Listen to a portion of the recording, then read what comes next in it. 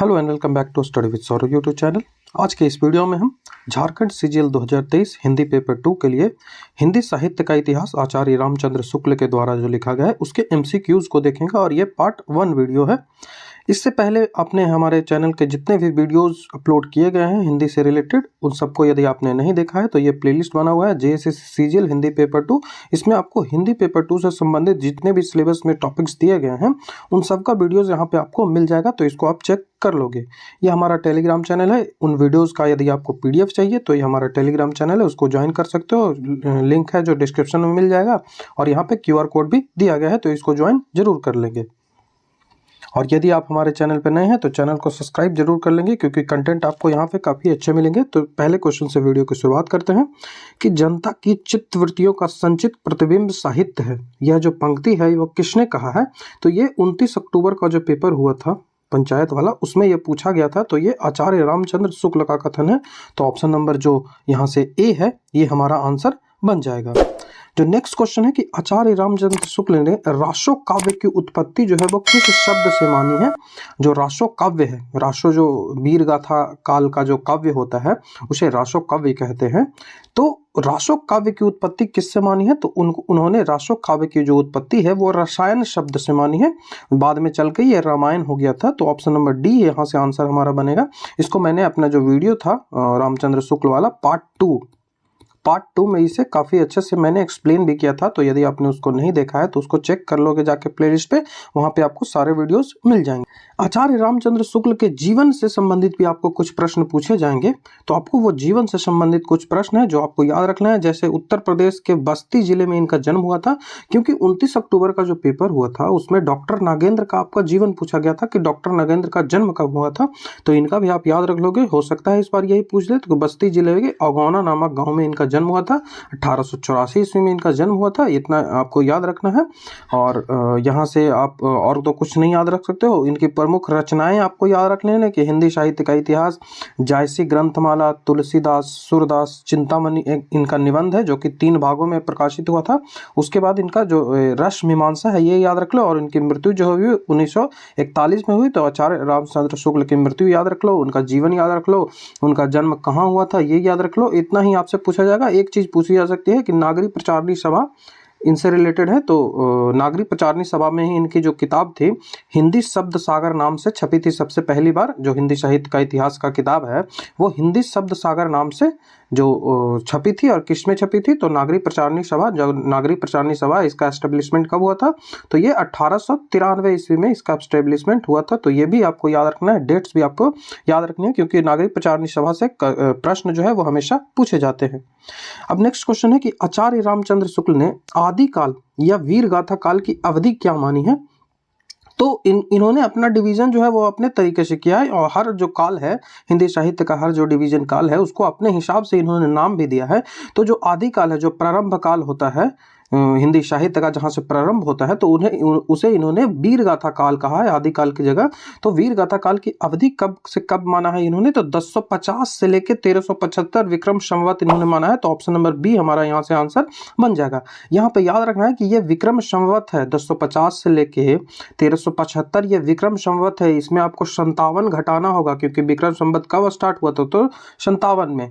तो 57 आपको इसमें से जब घटाओगे तब वो ईस्वी में आएगा। ठीक है, इस तरह से भी प्रश्न अभी तक देखे तो नहीं गए हैं, लेकिन कहीं कहीं आपको ऐसे प्रश्न भी देखने को मिल जाएंगे जहां से आपको ईस्वी में इनका पूछ लिया जाए। तो इसको बस आप ध्यान रखेंगे कि 57 इसमें जब घटाएंगे तब वो ईस्वी में आएगा। बाकी अभी ये विक्रम संवत में है। ठीक है, तो इसको आपको याद जो उनका पूरा साहित्य के जो दोहरा नामकरण इन्होंने किया है उनको देख लेते हैं कि आदि काल को इन्होंने वीर गाथा काल कहा है और इनका जो काल है वो 1050 से लेके 1375 है। उसी तरह से पूर्व मध्यकाल को इन्होंने भक्ति काल कहा है और उसका काल जो है वो 1375 से लेके 1700 विक्रम संवत तक है। ये ईस्वी नहीं है, ये ईस्वी नहीं है, ये ध्यान में रखोगे आप, ये ईस्वी नहीं है। ठीक है, ये विक्रम संवत में है। इसमें जब आप 57 घटाओगे इसमें जब 57 घटाओगे तब वो ईस्वी में आएगा। उत्तर मध्यकाल जिसे रीतिकाल इन्होंने कहा है जो कि 1700 से 1900 विक्रम संवत है।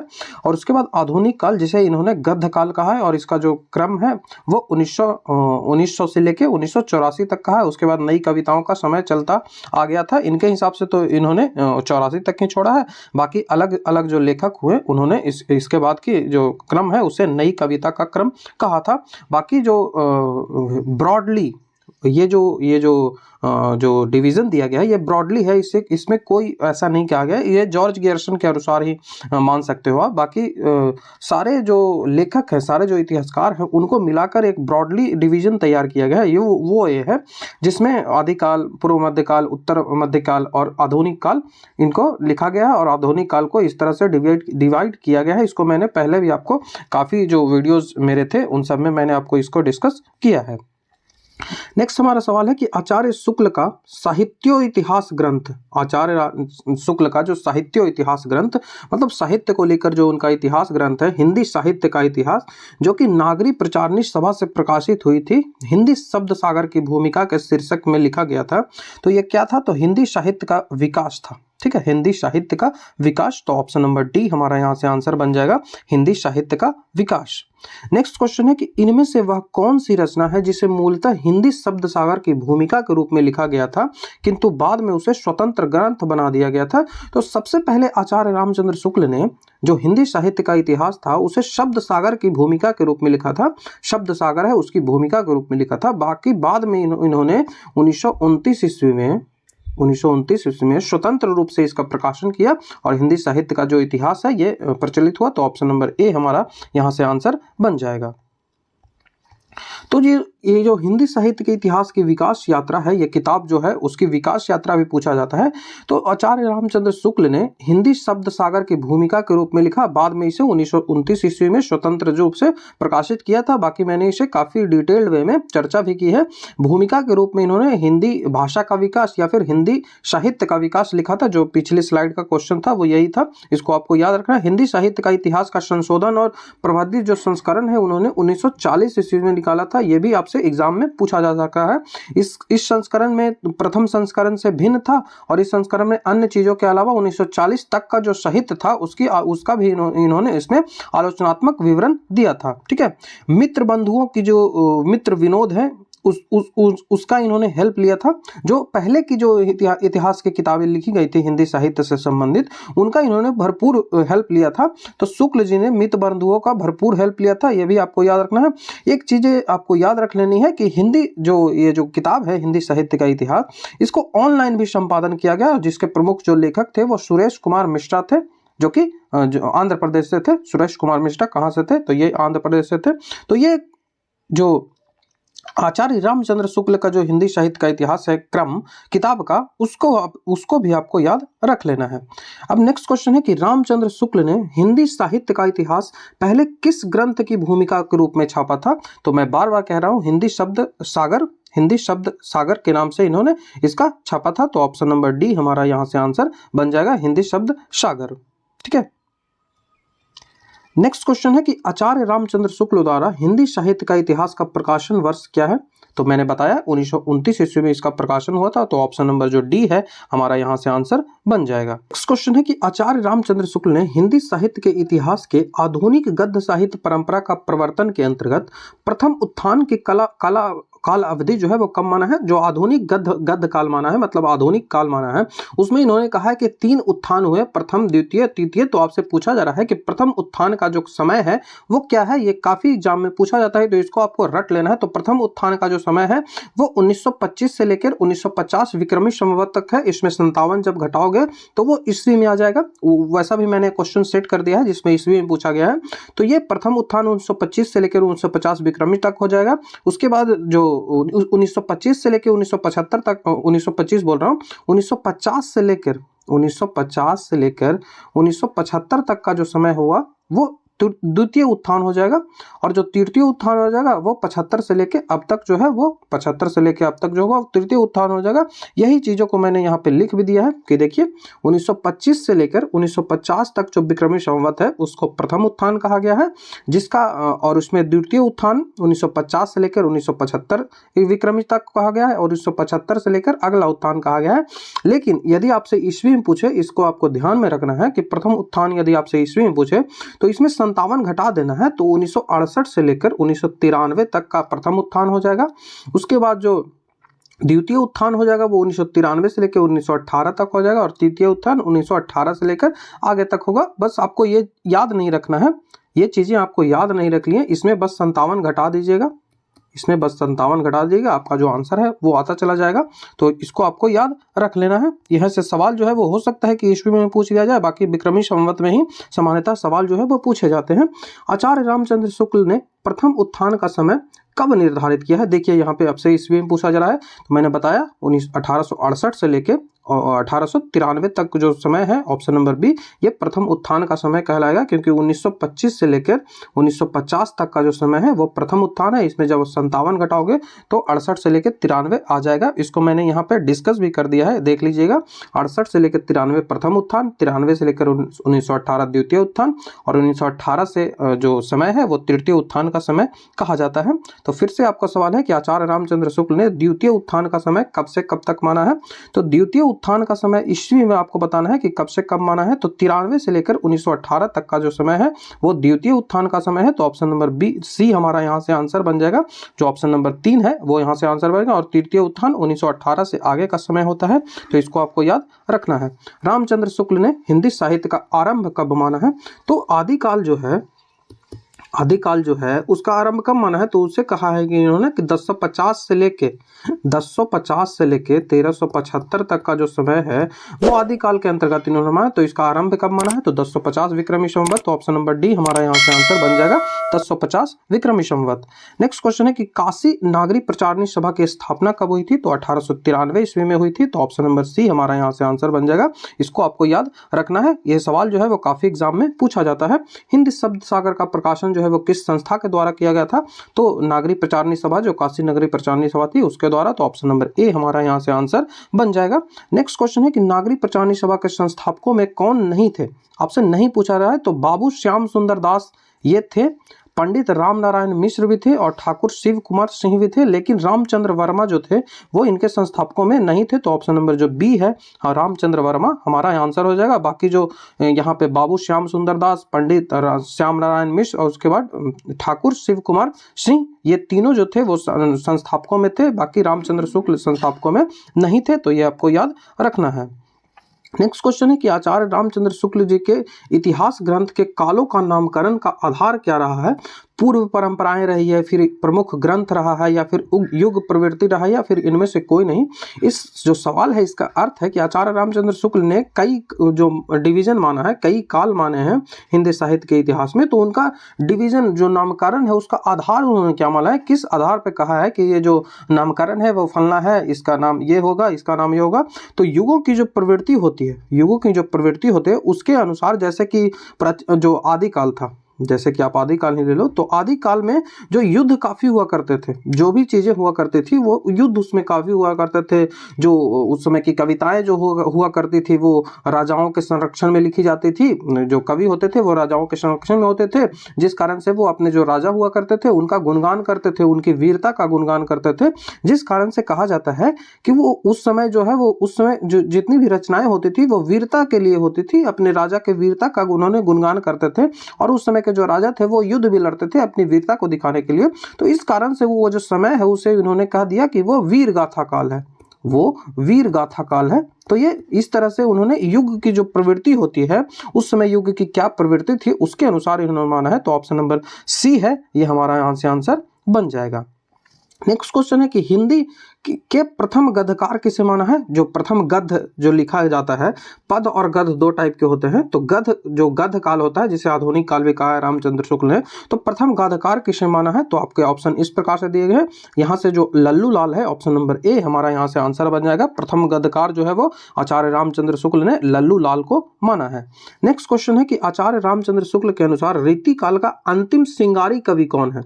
रीति काल जो है वो इसमें जो महत्वपूर्ण जो रचनाएं मिलती है उसमें श्रृंगार रस ही आपको देखने को मिलेगा। उसमें जो श्रृंगार रस ही रीति काल में आपको देखने को मिलेगा। श्रृंगार रस की काफी इसमें भरपूरता मिलती है। तो आपसे रामचंद्र शुक्ल के अनुसार इन्होंने कहा है कि कौन है जो रीति काल के अंतिम श्रृंगारी कवि हैं। आपको इस तरह से आंसर दिया गया है, गवाल कवि, द्विदेज, उसके बाद पद्मनाकर, उसके बाद धनानंद। तो ऑप्शन नंबर जो बी है द्विजदेव द्विजदेव जो है वो ये अंतिम सिंगारी कवि आचार्य रामचंद्र शुक्ल ने इन्हें माना है। आचार्य शुक्ल ने बिहारी सतसई के किस पक्ष का उपहास किया है? बिहारी सतसई है जो ये बिहारी के द्वारा लिखा गया है, जो बिहारी लाल है उनके द्वारा ये जो बिहारी सतसई है ये लिखा गया है। तो ये जो बिहारी लाल है इनकी मात्र एक ही किताब है, एक ही इनकी किताब है बिहारी सतसई। ये भी 29 अक्टूबर वाला जो एग्जाम हुआ था उसमें पूछा गया था, तो इसको आपको याद रख लेना है। तो बिहारी सतसई इनकी एक ही किताब है जिसमें कई सारे आपको लगभग 700 से ऊपर इसमें पद मिल जाते हैं इनके। और इसके किस पक्ष का इन्होंने उपहास उड़ाया है रामचंद्र शुक्ल ने? तो इसका जो भक्ति भाव है इसका इन्होंने उपहास उड़ाया है। तो ऑप्शन नंबर ए हमारा यहाँ से आंसर बन जाएगा। नेक्स्ट क्वेश्चन है कि आचार्य शुक्ल ने मम्मर के काव्य प्रकाश का छाया अनुवाद किस रचना को माना है? इसका अर्थ हुआ कि मम्मर के द्वारा एक ग्रंथ लिखा गया है काव्य प्रकाश, तो इसी ग्रंथ का छाया अनुवाद मतलब इसका फोटोकॉपी, इसी को कॉपी किसने कर दिया था, किस लेखक ने इसको कॉपी कर दिया था? तो रस रहस्य किताब है जिसको मती राम ने लिखा था, तो इसको बस इन्होंने कॉपी कर दिया था, मम्मर का काव्य प्रकाश का इन्होंने कॉपी किया था। तो ऑप्शन नंबर जो सी है हमारा यहाँ से आंसर बन जाएगा। रस रहस्य मती राम के द्वारा लिखा गया था और मम्मर के द्वारा काव्य प्रकाश लिया गया था। दोनों बुक आपको याद रखने हैं क्योंकि बुक से भी सवाल काफी पूछे जाते हैं। आप 29 अक्टूबर वाला पेपर देख सकते हो, यदि आपने अभी तक नहीं देखा है तो मेरे चैनल पे मिल जाएगा, जो प्लेलिस्ट बना हुआ है हिंदी का पेपर 2 का, वहां पे आपको ये चीजें मिल जाएगी, तो उसको आपको चेक कर लेना है। नेक्स्ट क्वेश्चन है कि आचार्य रामचंद्र शुक्ल ने रीतिकाल का प्रवर्तक आचार्य किसे माना है? तो ये जो 29 अक्टूबर का जो पेपर हुआ था उसमें ये जो क्वेश्चन है वो पूछा गया था, तो मैं वही क्वेश्चंस लाता हूं, या तो वो कहीं ना कहीं पूछे गए हैं या फिर वो पूछे जाने की संभावनाएं हैं। ये जो क्वेश्चंस आपको दी जा रही है ये लगभग कहीं ना कहीं पूछे गए हैं या फिर पूछे जाने की इनकी प्रबल संभावनाएं बनती है। तो आचार्य रामचंद्र शुक्ल ने रीतिकाल का प्रवर्तक आचार्य किसे माना है? तो वो चिंतामणि को माना है। ऑप्शन नंबर जो सी है हमारा यहाँ से आंसर बन जाएगा, चिंतामणि को रीतिकाल का प्रवर्तक माना है। नेक्स्ट जो क्वेश्चन है वो उन्हीं पे आधारित है कि हिंदी रीति ग्रंथों की परंपरा चिंतामणि त्रिपाठी से चली। हिंदी की जो रीतिकालीन जो ग्रंथ लिखे गए हैं उसकी जो परंपरा है वो चिंतामणि त्रिपाठी से कही, अतः कहा जा सकता है कि रीतिकाल का आरंभ है उनसे ही माना जाता है। तो यह कथन किसका है? तो यह आचार्य रामचंद्र शुक्ल का कथन है। तो ऑप्शन नंबर जो सी है, वैसे तो क्रम में ये सी है, ऑप्शन नंबर बी यहाँ से आंसर होगा, तो आचार्य रामचंद्र शुक्ल यहाँ से आंसर हो जाएगा। इसको यहीं पे लिखा गया है कि हिंदी रीति ग्रंथों की परंपरा जो है उसमें चिंतामणि त्रिपाठी से चली, इसी कारण से इन्हें कहा जाता है कि ये रीतिकाल के प्रवर्तक आचार्य है। इन्होंने 1700 के कुछ आगे पीछे काव्य विवेक, कवि कुल कल्पत्रु, उसके बाद काव्य प्रकाश, ये 3 ग्रंथ इन्होंने लिखकर काव्य के सब अंगों को पूरा निरूपण किया है। और इन्होंने पिंगल और छंद शास्त्र पर भी पुस्तकें लिखी है। मैंने ये सारी चीजें आपको जो वीडियोस था हिंदी साहित्य के साथ थ्योरी पार्ट वाला उसमें बताया है। आचार्य रामचंद्र शुक्ल ने अपने हिंदी साहित्य का इतिहास ग्रंथ में इनमें से किस कवि को हिंदू जाति का प्रतिनिधि कवि कहा है? तो आपको ऑप्शन इस प्रकार है, भूषण, सूदन, लाल कवि या फिर रहीम। तो हिंदू जाति का प्रतिनिधि कवि इन्होंने कहा है तो वो भूषण है, क्योंकि इन्होंने 2 लेखकों को वीरता का इन्होंने वखान किया है, 2 जो राजा है उनके वीरता का वखान किया है। पहले राजा तो शिवाजी हो गए, शिवाजी का इन्होंने बखान किया, और दूसरे जो राजा है छत्रसाल हो गए, छत्रसाल।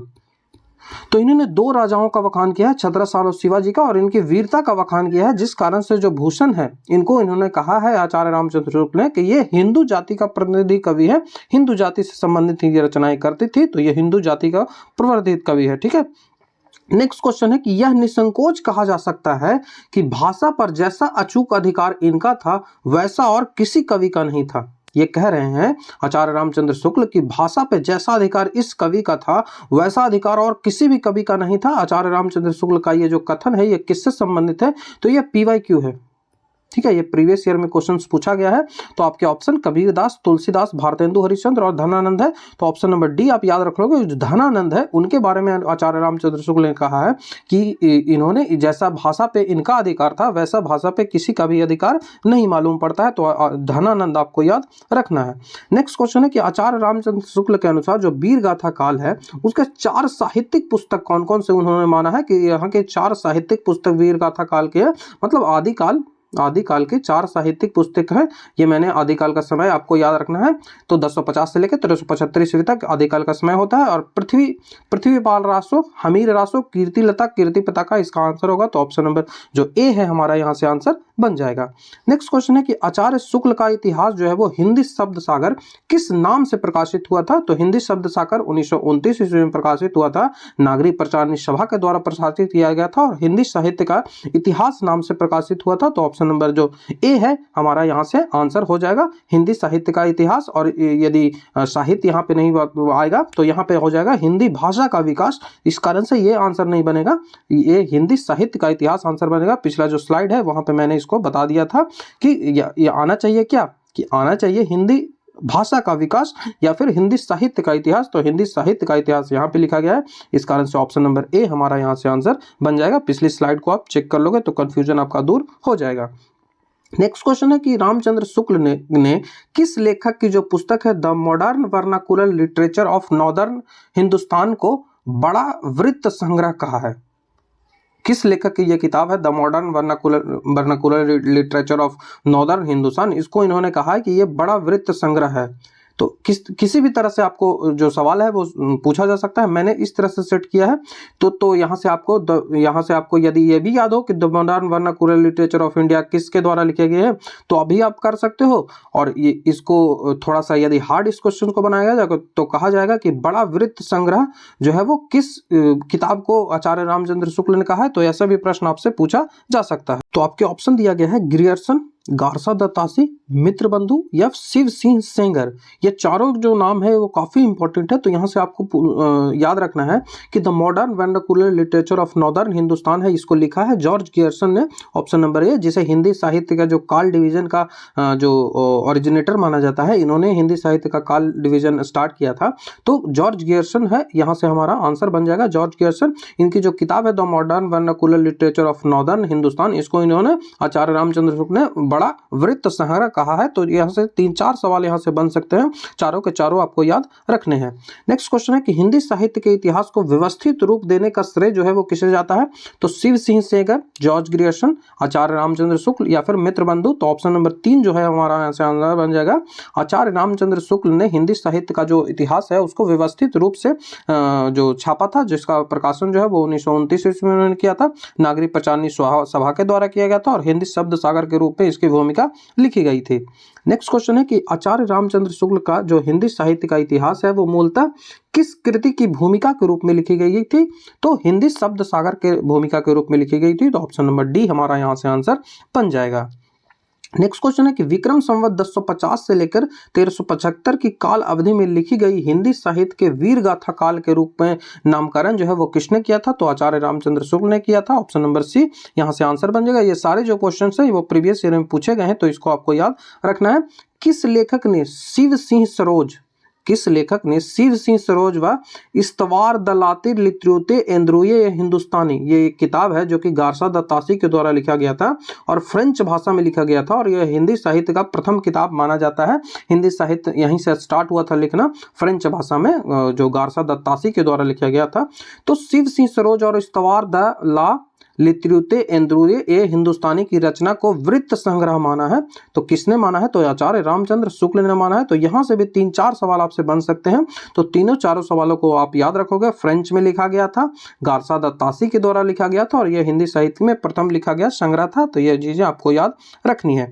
नेक्स्ट क्वेश्चन है कि आचार्य रामचंद्र शुक्ल ने किसकी पुस्तक को बड़ा भारी कवि वृत्त संग्रह या फिर प्रकांड कवि वृत्त संग्रह तथा उनको प्रश्रमी संकलन करता कहा है? तो ये प्रश्रमी संकलन करता है, ये 29 अक्टूबर वाला पेपर जो हुआ था वहां पे यही चीज पूछा गया था कि प्रश्रमी संकलन करता जो है वो आचार्य रामचंद्र शुक्ल ने किसे कहा है? तो आगे के लिए आप याद रखोगे कि बड़ा भारी कवि वृत्त संग्रह, बड़ा भारी कवि वृत्त संग्रह या फिर प्रकांड कवि वित्त संग्रह किने कहा या फिर परिश्रमी संकलन कर्ता किने कहा है? तो आचार्य रामचंद्र शुक्ल ने, तो इन्होंने मित्र विनोद को कहा है, मित्र बंधु विनोद को। तो ऑप्शन नंबर ए हमारा यहाँ से आंसर बन जाएगा। ये सारे प्रीवियस ईयर में पूछे गए क्वेश्चन है, तो इनको आपको याद रखना है। नेक्स्ट क्वेश्चन है कि अभिव्यंजनावाद के प्रवर्तक वो कौन माना जाता है। अभिव्यंजनावाद एक हिंदी साहित्य में जो काल होता है उसमें अभिव्यंजनावाद आया था। तो अभिव्यंजनावाद के प्रवर्तक किसे माना जाता है, ये आपसे पूछा जा रहा है। तो अभिव्यंजनावाद के प्रवर्तक जो है वो क्रोच को माना जाता है। तो ऑप्शन नंबर बी हमारा यहाँ से आंसर बन जाएगा। अभिव्यंजनावाद के जो प्रवर्तक है वो क्रोच को माना जाता है। उसी तरह से वक्रोक्तिवाद का प्रवर्तक किसे माना जाता है, तो यह कुंतक को माना जाता है। कुंतक, ऑप्शन नंबर ए हमारा यहाँ से आंसर बन जाएगा। तो जो अभिव्यंजनावाद क्रोच के द्वारा दिया गया था और जो वक्रोक्तिवाद जो कुंतक के द्वारा दिया गया था, तो इसी को आचार्य रामचंद्र शुक्ल ने यह कथन कहा है, जो कि आपको नेक्स्ट क्वेश्चन इसी पे मिल जाएगा कि रामचंद्र शुक्ल ने किसके अभिव्यंजनावाद को, जो अभिव्यंजनावाद है वो किसके अभिव्यंजनावाद को एवं किसके वक्रोक्तिवाद का तुलनात्मक विवेचन किया और कहा कि जो अभिव्यंजनावाद है वो भारतीय वक्रोक्तिवाद जो है वो उसके विलायती उत्थान है। मतलब विदेश में जब उसका उत्थान हुआ, भारतीय अभिव्यंजनावाद का जो अभिव्यंजनावाद का उत्थान हुआ विदेशों में, वो क्या था, तो वो भारतीय वक्रोक्तिवाद जो है उसका ही विलायती उत्थान था। तो ये यहीं से पूछा गया था। तो आचार्य रामचंद्र ने अभिव्यंजनावाद किससे रिलेटेड है, इसी को मैंने अलग कर दिया था। तो क्रोच ने अभिव्यंजनावाद को लिखा था और जो वक्रोक्तिवाद है वो किससे संबंधित है, तो वो कुंतन से संबंधित है। तो इसको अभिव्यंजनावाद को भारतीय वक्रोक्तिवाद का विलायती उत्थान कहा है। ऐसा भी आपसे सवाल पूछा जाएगा कि भारतीय जो अभिव्यंजनावाद को भारतीय वक्रोक्तिवाद का विलायती उत्थान किसने कहा है, तो ये आचार्य रामचंद्र शुक्ल ने कहा है। ये भी आपसे पूछा जा सकता है कि अभिव्यंजनावाद के प्रवर्तक को आचार्य कौन है, तो वो क्रोच है। और वक्रोक्तिवाद के आचार्य कौन है, तो वो कुंतक है। तो यहां से आपको याद सारी चीजें रखनी है। एक ही क्वेश्चन में मैंने 4-5 क्वेश्चंस आपको देने का प्रयास किया है। चीजें हैं वो आपको मैं ज्यादा से ज्यादा दे सकूं, मेरा यही प्रयास होता है। रामचंद्र शुक्ल ने कबीर दास है उसकी भाषा को क्या कहा है, तो मैंने पहले भी बता दिया है कि उनकी भाषा को उन्होंने सदुकड़ी कहा है। तो ऑप्शन नंबर डी हमारा यहाँ से आंसर बन जाएगा। इसी सदुकड़ी को पंचमेल खिचड़ी भी कहा जाता है। पंचमेल खिचड़ी भी इस सदुकड़ी भाषा को कहा जाता है, जिसमें राजस्थानी भी आपको मिल जाएगी, खड़ी बोली भी मिल जाएगी, पंजाबी बोली भी मिल जाएगी। आपको कई सारी इसमें बोलियां मिलती हैं, जिस कारण से मिला जुला कर जब ये बोली तैयार हुई तो उसको सदुकड़ी भाषा या फिर पंचमेल खिचड़ी का संज्ञा इन्होंने दी है। नेक्स्ट क्वेश्चन है कि साधना के क्षेत्र में जो ब्रह्मा है, साधना के क्षेत्र में यदि आप भगवान की साधना करते हो तो उसके क्षेत्र में जो ब्रह्मा है, तो साहित्य के क्षेत्र में वही रहस्यवाद है। साहित्य के क्षेत्र में जो रहस्यवाद का स्थान है वो कैसा है, तो साधना के क्षेत्र में जैसे ब्रह्मा का स्थान है, उसी तरह से साहित्य के क्षेत्र में रहस्यवाद का स्थान है। यह जो कथन है वो किसका है, तो यह कथन रामचंद्र शुक्ल का है। तो ऑप्शन नंबर डी हमारा यहाँ से आंसर बन जाएगा। जो नेक्स्ट क्वेश्चन है कि रामचंद्र शुक्ल ने किस लेखक को हिंदी का सर्वश्रेष्ठ कवि सिद्ध किया है। उन्होंने अपनी जो किताब है हिंदी साहित्य का इतिहास, उसमें यह सिद्ध करने का प्रयास किया है कि हिंदी साहित्य का जो सर्वश्रेष्ठ कवि है वो कौन है, तो कबीर, तुलसीदास, प्रेमचंद्र, दिनकर। इस तरह से आपके ऑप्शन दिए गए। तो ऑप्शन नंबर बी जो है हमारा यहाँ से आंसर बन जाएगा। जो तुलसीदास है उनको इन्होंने सिद्ध करने का प्रयास किया है कि वो हिंदी साहित्य के सर्वश्रेष्ठ कवि हैं, तुलसीदास। नेक्स्ट क्वेश्चन है कि आचार्य रामचंद्र शुक्ल ने किसको जीवनोत्तव का कवि कहा है तथा उनकी भ्रमर गीत को ध्वनि काव्य कहा है। उनकी जो गीत होता है भ्रमर गीत, उनके द्वारा जो लिखा गया है, उनको उन्होंने कहा कि ये ध्वनि काव्य है। और उनका जो उनको कहा है कि वो जीवनोत्तस्व कवि कहा है। तो जीवनोत्तस्व कवि किन्हें कहा है, तो सूरदास को उन्होंने, आचार्य रामचंद्र शुक्ल ने सूरदास को जीवनोत्तव कवि कहा और उनके गीतों को, उनके जो भ्रमर गीत है उनको ध्वनि काव्य कहा है। तो ऑप्शन नंबर ए हमारा यहाँ से आंसर बन जाएगा। सूरदास से संबंधित मैंने ऑलरेडी वीडियो अपलोड कर दिया है, वहां से इनकी जो जितनी भी किताबें हैं, इनका जन्म है, इनकी क्या क्या चीजें हैं, उन सबको आपको याद रख लोगे तो आपको कोई भी क्वेश्चन छूटेगा नहीं। नेक्स्ट क्वेश्चन है कि रामचंद्र शुक्ल ने रास पंचाध्यायी रचना पर किस कवि को जड़िया कवि की उपाधि दी है। आपसे पूछा जा सकता है सवाल कि आचार्य रामचंद्र शुक्ल ने जड़िया कवि की उपाधि किसे दी है, या फिर यहाँ पे जो चीजें मैंने मुझे ज्यादा इन्फॉर्मेशन देनी होती है, जिस कारण से मैंने उनके जो किताब है उसका भी नाम मैंने लिख दिया है कि रामचंद्र शुक्ल ने रस पंचाध्यायी जो कि किसके द्वारा लिखा गया है, इसी रचना के आधार पर कहा है उस कवि को कि वो जड़िया कवि है, वो जड़िया कवि है। तो ये किसने कहा है और किनके लिए कहा है, तो आपके ऑप्शन जो है वो नंददास, धर्मदास, धनानंद या फिर नाभदास। तो यहाँ पे ऑप्शन नंबर जो ए है नंददास की जो रचना है रास पंचाध्यायी, उसके आधार पर उन्होंने कहा है कि नंददास क्या है, तो नंददास जड़िया कवि है। नेक्स्ट जो क्वेश्चन है कि आचार्य रामचंद्र शुक्ल ने किस लेखक की पद्मावत, मैंने यहाँ पे हल्का कर दिया है क्वेश्चंस को क्योंकि मुझे ज़्यादा इन्फॉर्मेशन देनी होती है। तो जैसे ही मैंने पद्मावत किया आप चाहे सी आंसर लगा दोगे, लेकिन यहाँ पे कई सारे इन्फॉर्मेशन आपको दिया गया है कि रामचंद्र शुक्ल ने किस लेखक की पद्मावत में रत्न सेन, जो रतन सिंह है उसके द्वारा पद्मावती को प्राप्त करने की जो इच्छा है उसको कहा है कि वो प्रेम न है, वह जो है वो प्रेम नहीं है, वो बस एक रूप का लोभ है। आप जो पद्मावत का जो रूप था उससे आपका अट्रैक्शन हुआ, उससे आपका जुड़ाव हुआ, और ये प्रेम नहीं, ये बस एक रूप लोभ है, ये कहा है रामचंद्र शुक्ल ने। तो रत्न सेन के बारे में, तो रत्न सेन जो थे वो राजा थे और ये जो अलाउद्दीन खिलजी है वो इससे ही संबंधित है, बाकी युद्ध होता है वो सब आप कहानी जानते होंगे। तो रूप लोभ की संज्ञा दी है, तो जायसी के द्वारा पद्मावत लिखा गया। तो यहाँ पे यही चीजें आपको याद रखनी है कि जो रत्न सेन के जो पद्मावत को प्राप्त करने की जो इच्छा थी उसको उन्होंने कहा है कि ये रूप लोभ बस है, ना कि ये प्रेम है। तो ये आचार्य रामचंद्र शुक्ल ने कहा है। नेक्स्ट क्वेश्चन है कि आचार्य रामचंद्र शुक्ल और डॉक्टर राम कुमार वर्मा ने शुद्ध सिंगारी कवि किसे कहा है? शुद्ध सिंगारी कवि आचार्य रामचंद्र शुक्ल ने किसे कहा है? विद्यापति, रहीम, कबीर, जायसी। तो सिंगारी जो कवि था वो रीतिकाल से संबंधित, रीतिकाल की जो प्रमुख रचनाएं होती थी वो सिंगारी कवि में, श्रृंगार में ही, श्रृंगार रस में ही होती थी। तो शुद्ध सिंगारी कवि विद्यापति को कहा है, तो ऑप्शन नंबर ए हमारा यहाँ से आंसर बन जाएगा। जो शुद्ध सिंगारी कवि है वो विद्यापति को कहा जाता है। नेक्स्ट क्वेश्चन है कि रामचंद्र शुक्ल ने किसे लाक्षणिक मूर्तिमता और प्रयोग विचित्रता का कवि तथा साक्षात रस मूर्ति का कवि कहा है? इनको तीन नाम दिया है, लाक्षणिक मूर्तिमता, प्रयोग वैचित्रता का कवि, या फिर साक्षात रस मूर्ति के कवि इन्होंने कहा है। तो ये किसे कहा है? तो यहाँ पे आपको ऑप्शन दिया गया है रामानंद, धनानंद, धर्मदास, कबीरदास। तो यहाँ पे याद रखोगे ऑप्शन नंबर बी जो है वो धनानंद जो है वो इसका आंसर हो जाएगा। धनानंद को आचार्य रामचंद्र शुक्ल ने लाक्षणिक मूर्तिमता, प्रयोग वैचित्र का कवि या फिर साक्षात रस मूर्ति का कवि कहा है। तो इसको आपको याद रख लेना है, कोई भी सवाल है यहाँ से पूछा जा सकता है। बाकी मैंने दिखाया भी था कि धनानंद है, उससे संबंधित प्रश्न जो है वो पूछा गया है प्रीवियस ईयर में। तो हिंदी में लक्षण ग्रंथों की परिपाटी पर रचना करने वाले जो सैकड़ों कवि हुए वो आचार्य की कोटि में नहीं आएंगे, वो सिर्फ कवि कहे जाएंगे।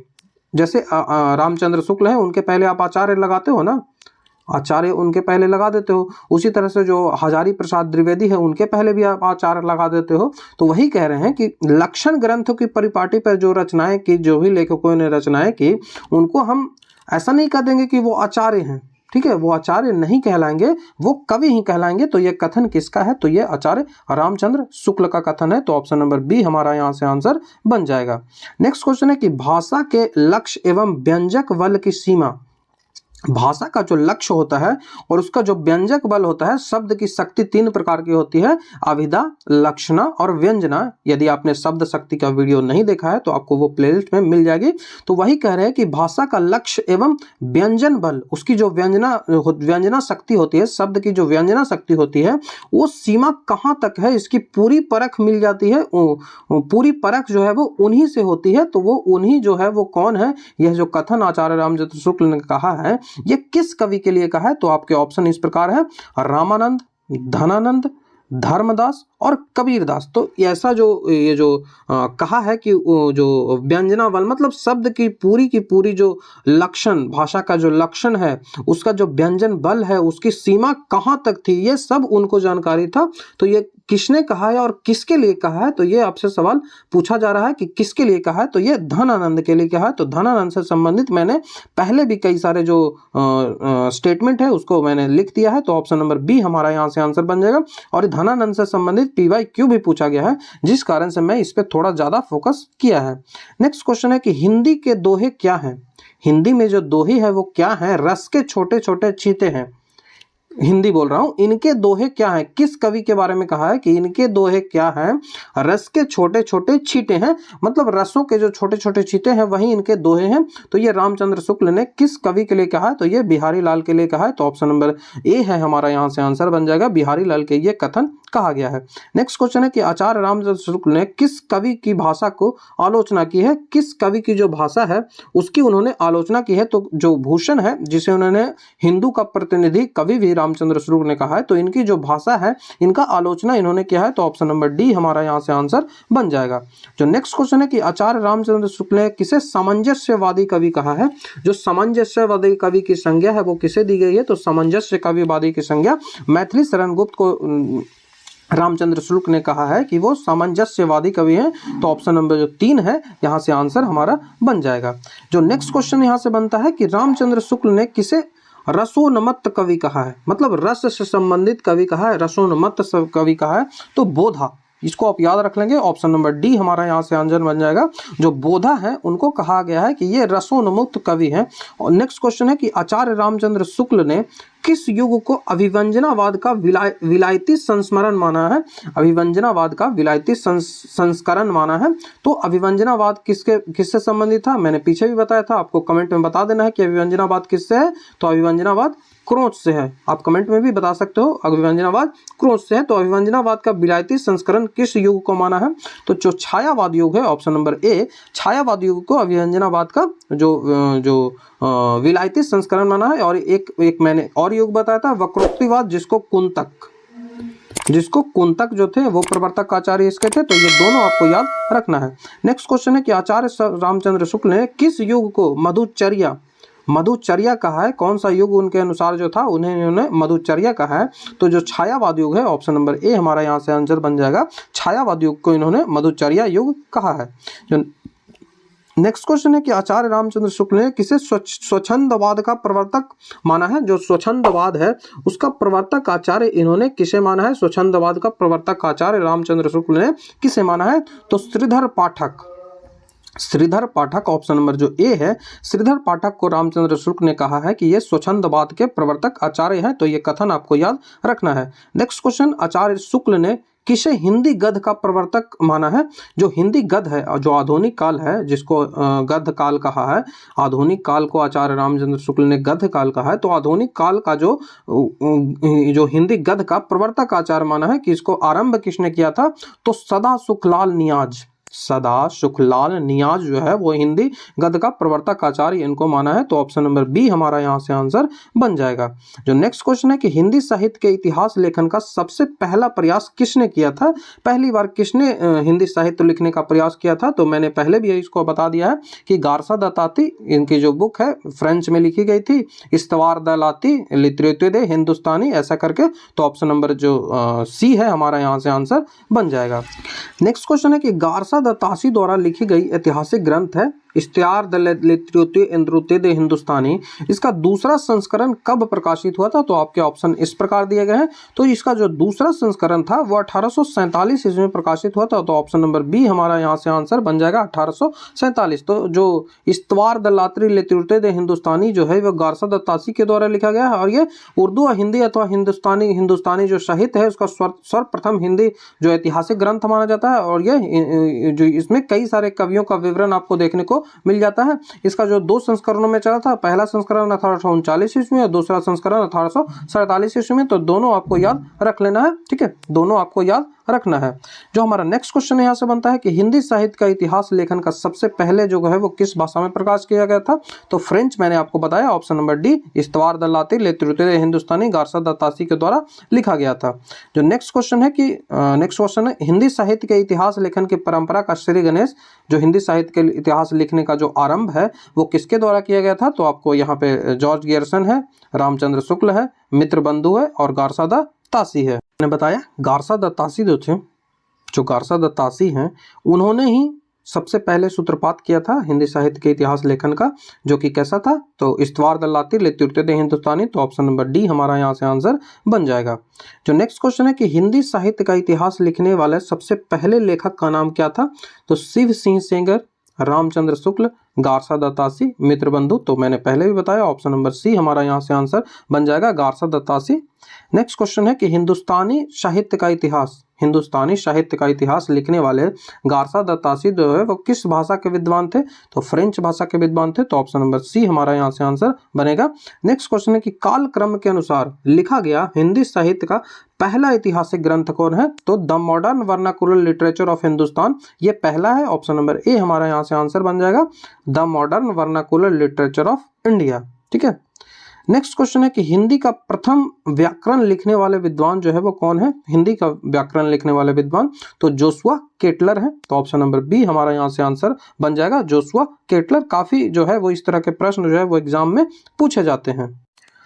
तो ये वीडियो था जिसमें हमने लगभग 50 या 52 प्रश्न को काफ़ी डिटेल्ड वे में देखा, जिनको एक्सप्लेनेशन की ज़रूरत थी उनमें एक्सप्लेनेशन भी किया। तो ये पार्ट 1 था हिंदी साहित्य का इतिहास आचार्य रामचंद्र शुक्ल का, एमसीक्यू के रूप में। काफ़ी डिमांड आ रही थी इसलिए मैंने इसको तैयार किया है। आप काफ़ी समय कम है आपके एग्ज़ाम में, तो आपको पूरे अच्छे तरीके से रिविज़न करना होगा। तो आशा करता हूँ आपको वीडियो अच्छा लगा होगा। यदि आपको वीडियो अच्छा लगता है तो आप हमारे चैनल को सब्सक्राइब, वीडियो को लाइक, शेयर, कमेंट जरूर कर दें। और यदि आप हमारे चैनल पर नए हैं तो पेपर 2 का जो प्लेलिस्ट बना हुआ उसको जरूर चेक कर लोगे। वीडियो देखने के लिए थैंक यू।